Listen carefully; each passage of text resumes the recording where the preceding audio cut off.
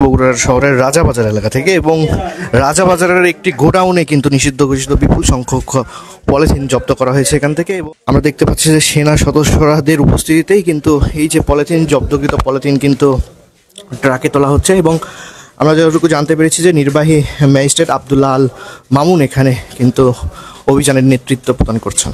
দর্শক, বিপুল সংখ্যক পলিথিন কিন্তু এই যে রাজাবাজারের যে গোডাউন, সেই গোডাউনে কিন্তু রাখা হয়েছিল এবং যে পলিথিনগুলো কিন্তু পরিবেশের জন্য মারাত্মক ক্ষতিকর এবং সেই পলিথিন সরকার থেকে কিন্তু অন্তর্বর্তীকালীন সরকার এই পলিথিন নিষিদ্ধ করেছে। এবং নিষিদ্ধ করার পরেই এর আগেও কিন্তু রাজাবাজারে এরকম অভিযান পরিচালনা হয়েছে এবং এ ধরনের অভিযান কিন্তু বড় ধরনের অভিযান এবারই প্রথম মনে হচ্ছে আমাদের কাছে, যে এরকম আমরা দেখেছি যে একটি ট্রাকের বড় একটি অংশ কিন্তু ভর্তি করা হয়েছে এবং আরও যে পলিথিনগুলো রয়েছে সেই পলিথিনগুলো কিন্তু ট্রাকে তোলার জন্য শ্রমিক দ্বারা নিয়ে যাওয়া হচ্ছে।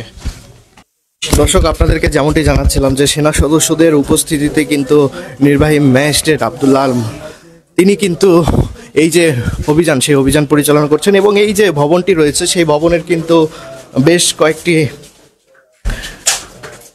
কয়েকটি গোডাউন রয়েছে পলিথিনের এবং এই গোডাউনগুলোতে কিন্তু তালাবদ্ধ রাখা হয়েছে। এবং